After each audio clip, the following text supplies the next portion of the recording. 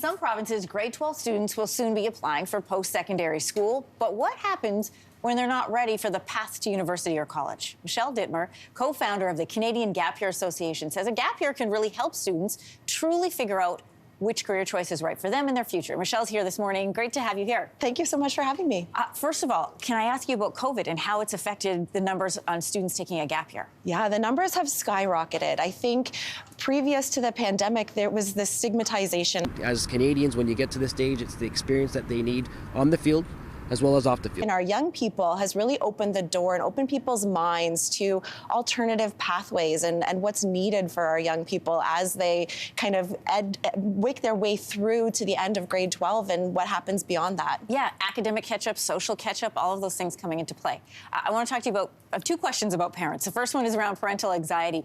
Why does it feel like such a scary thing for parents? Yeah, I think parents are bringing their lived experience to their parenting style, and that wasn't necessarily part of their journey. And so that can bring up a lot of feelings perhaps of failing as a parent, because it's not the common pathway. It's not the most popular thing. So this idea of feeling like they failed as a parent. Sometimes they feel like their kid is going to miss out on that post-secondary experience. And so they need a little bit of encouragement, a little bit of permission to take that pause and to give their kids the opportunity to push pause on academics as well. And parents aren't immune to pressure from their peers.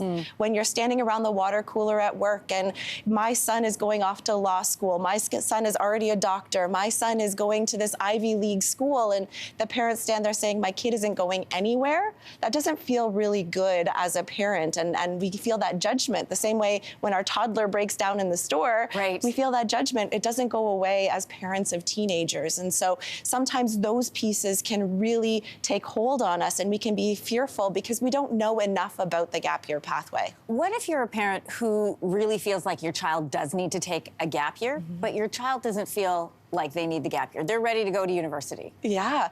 You know what? About 25% of the families that come and talk to us at the Canadian Gap Year Association are in that situation where the parents are looking with all of their life experience and saying, hey, you're not ready, but there's a real strong narrative that after high school you go off to university and anything else is seen as a failure. So as parents, we need to help expand the possibilities and listen to our students and bring the perspective that we have, but also encourage them to understand the benefits of pushing pause on that formal education for a little bit. University, college, the workforce, they're always going to be there, but it's not a rush. There is no race to get there. Okay, let's talk about some of the benefits of a gap year. Yeah, so a lot of students, especially because of the pandemic, they have really struggled with their mental health. And so pushing pause allows them to get a hold of that, to spend some time really caring for themselves and making sure that that is in a good place before they move on to post-secondary. We know that it can really support financially. Students their number one concern right now is finances. And so that pressure, being able to work for a year, earn money, reduce student debt in the long run, that's really appealing for them. And because of the pandemic, a lot of students have missed out on a lot of those formative experiences. The school play, the Europe trip, all of those things that round out your skill set. So maybe academically they're checking all of the boxes and they're able to perform on that academic level, but socially they're missing that full complement of skill sets that's going to allow them to succeed in university, college, and in life. In the last few seconds we have, Michelle, I just want to ask you to touch on the one thing that seems to be the biggest fear is what if they don't go back? Yes. What if they take the gap year and they don't go back to school?